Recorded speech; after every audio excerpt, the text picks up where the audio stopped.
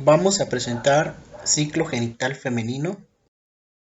Empezamos con la introducción, donde se habla de la duración de este ciclo, la cual es una duración media de 28 días, aunque se considera normal que dure de 21 a 35 días.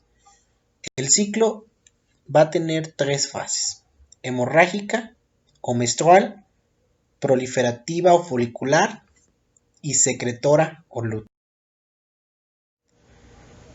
Al hablar de estas fases, se tiene que saber que el día que comienza el sangrado menstrual se considera día 1, entre los cuales va a abarcar de 1 a 3 días más o menos, en el cual llamamos a esta fase menstruación o fase hemorrágica. A partir del día 4 va a comenzar la segunda fase, la proliferativa, la cual tiene una duración hasta el día de la ovulación. Se dice que el día de la ovulación es el día 14, por lo tanto, la fase proliferativa va a durar del 4 al 14 día. Ya se dijo que la ovulación ocurre en el 14 día. A partir de ese día va a comenzar la fase 3, que es la fase secretora, y va a terminar cuando se inicie la fase hemorrágica del siguiente ciclo, es decir, del día 14 al día 28. Para hablar de este ciclo, tenemos que saber que hay ciertas hormonas y ciertas glándulas que son parte del control de este mismo. Y hablamos del hipotálamo. En el hipotálamo se produce la GnRH, que es la hormona reguladora de la secreción de gonadotropinas. Esta hormona va a ir a la adenohipófisis, en la parte de la hipófisis, donde va a estimular la secreción de FSH. Se dice que la producción tiene que ser de manera pulsátil, algo importante, porque si se produce de una forma de pulsos lentos, va a haber un aumento en la liberación de FSH. En cambio, si la liberación es de forma rápida, va a haber un aumento en la producción de LH. Esto es importante porque en un ejemplo ocurre cuando hay un aumento de LH, ocurre el síndrome de ovario poliquístico. La laminilla nos dice que la liberación continua de GnRH va a desensibilizar las células de la adenohipófisis cuando la liberación no es pulsátil, como se dijo anteriormente. ¿Esto qué va a provocar? Que va a inhibir la FSH y la LH. Nos va a llevar a un estado de hipoestrogenismo. ¿Cuándo ocurre esto? Muchas veces tenemos análogos de GnRH, los cuales se usan para llevar a un estado de hipoestrogenismo, el cual hace el mecanismo de acción en esta parte donde inhibe la FSH y la LH, y se da para tratar endometriosis, miomas uterinos, pubertad precoz o alguna estimulación ovárica. Tenemos que saber que la FSH se va a liberar dentro del ciclo, que ya se habló, en dos fases. Una primera es una meseta pequeña, que se va a liberar en la primera mitad de la fase proliferativa, que es la fase 2.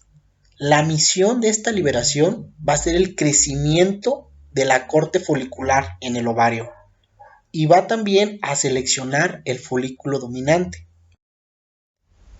La segunda ovulación viene a ser justo antes de la ovulación, antes del día 14. Y la misión de esta elevación es estimular el crecimiento de la capa granulosa en el folículo que se ha sido seleccionado. Vamos a decir y vamos a adelantar que el folículo va a tener dos capas, una teca y una granulosa. Ahorita nos vamos a enfocar en la granulosa, que va a depender de la FSH. La otra función de esta FSH, de este segundo pico, va a ser inducir la actividad de la aromatasa en la granulosa. La granulosa sintetiza una enzima que se llama aromatasa, que tiene función, o como función, convertir los andrógenos en estradiol. Y otra de las cosas es aumentar los receptores de FSH en la granulosa. Se sabe que la FSH es inhibida por la inhibina folicular y los mismos estrógenos. Es decir, los estrógenos producidos gracias a la FSH que estimuló la granulosa van a inhibir la misma propia FSH. Esto mediante una retroalimentación negativa. Ya se habló de la FSH, que actúa sobre la granulosa para que tenga varias funciones, como en el caso más importante saber que ahí se encuentra la enzima aromatasa, ya se explicó. Ahora se hablará de la LH. La LH, si bien solamente hay un pico y va a ser antes de la ovulación, se dice que sin el pico de la LH no hay ovulación.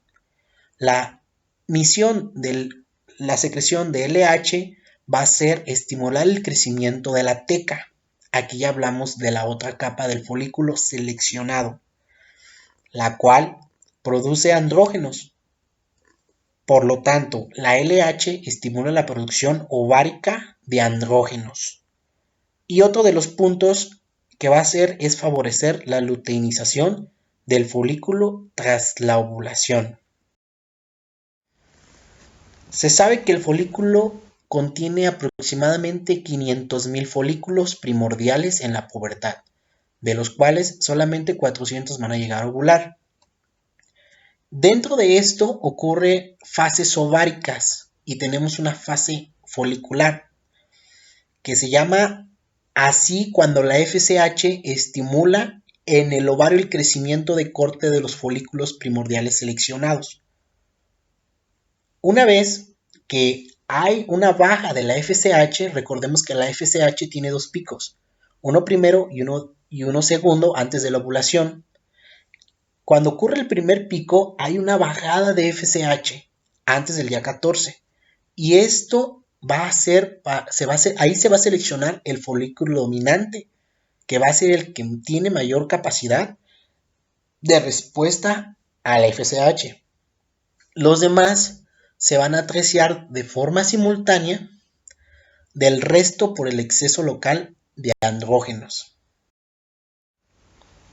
Una vez que se ha seleccionado o elegido el folículo, se habló que tiene dos capas.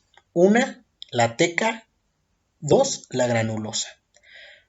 La función de la teca va a depender su desarrollo de la LH.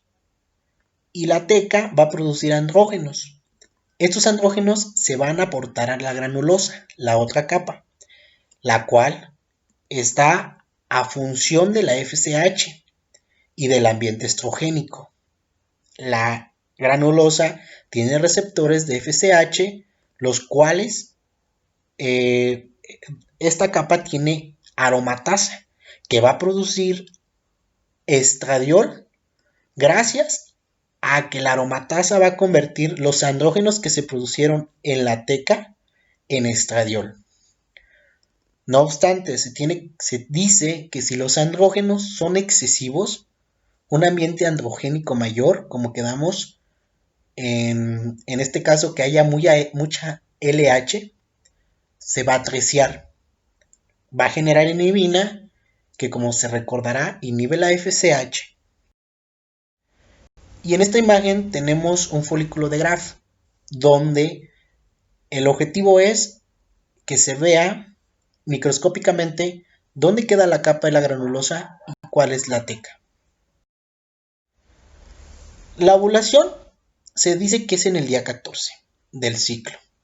Y ya se dijo que va a depender del pico de la LH.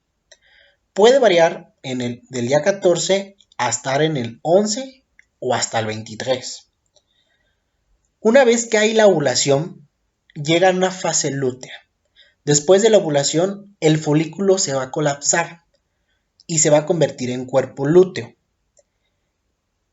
Esta es una fase que va a durar de entre 13 a 15 días. Sería la fase 3 del ciclo que ya se mencionaron al principio.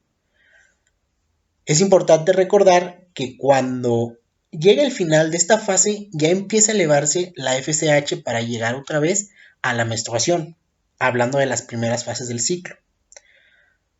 El cuerpo lúteo es un lugar donde se produce progesterona. Esto es importante. Produce otras sustancias, pero lo que nos importa aquí es que produce progesterona. Esta progesterona, si no hay fecundación, viene la luteólisis y la menstruación, que son los encargados, los estrógenos, de inducir a esta fase. Los andrógenos sabemos que se van a producir en la teca y van a ser usados por la aromatasa de la granulosa y del cuerpo lúteo para producir estrógenos, pero principalmente se producen más andrógenos en la teca. El andrógeno principal en la mujer es la testosterona de origen ovárico. Cuando nos vamos a los estrógenos, nos dice que la liberación de estrógenos es bimodal.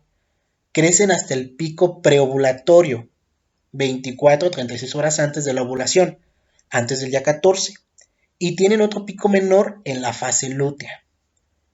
Se vuelve a decir que estos van a proceder de la aromatización de los andrógenos, pero también se producen en el cuerpo lúteo. El principal estrógeno en la mujer fértil es el estradiol, y en el climaterio, que es otro tema, pero es importante decir, es la estrona. También esta estrona se ve aumentada en el síndrome de ovario poliquístico. Hay otros que son los progestágenos. Los progestágenos nos dice es unimodal. Único pico en la fase secretora que alcanza el nivel máximo 8 días después, 8 días tras el pico de la LH. Estos progestágenos se van a fabricar en el cuerpo lúteo. Una vez que se dio la ovulación, que pasaron todas las cosas que ya se mencionaron, viene el cuerpo lúteo y fabrica progestágenos. Una de las funciones de los progestágenos es la maduración del endometrio, fenómeno que se define como fase secretora. ¿Cuál es la función de los progestágenos aparte de la maduración? Si hay fecundación, van a preparar las mamas para la lactancia. Deprimen la excitabilidad de las fibras miometriales, puesto que las contracciones uterinas impedirán la gestación. ¿Cómo lo van a hacer? Van a relajar el músculo liso, digestivo y ureteral. Otra de las funciones es que van a elevar el metabolismo y la temperatura corporal. Hasta el día 14, la temperatura es menor a 36 grados centígrados aprox. Después del día 14, la temperatura tiende a subir por encima de 37 grados gracias a la progesterona, que es el principal progestágeno.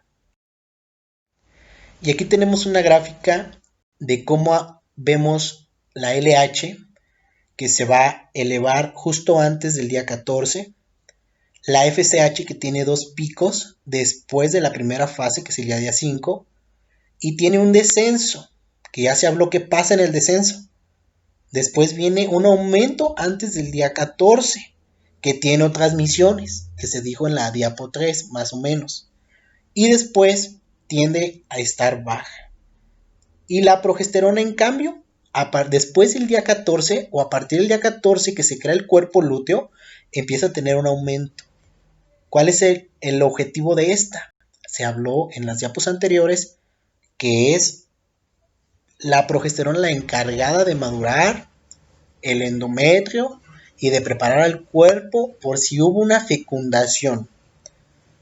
Y el estradiol, que el estradiol tiene un pico en el día antes del día 14, ya se dijo por qué, y después tiende a bajar y después tiende a mantenerse aumentado hasta el día 21, que después tiende a bajar hasta que llega de nuevo un nuevo ciclo.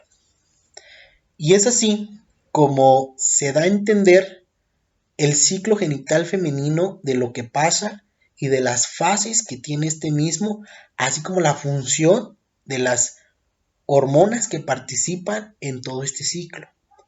Se va a hacer un video donde se habla de la fisiología del embarazo y cómo gracias a este ciclo hace que se madure el endometrio y que haya medidas adecuadas para una buena fecundación y un medio ambiente bueno para ese proceso.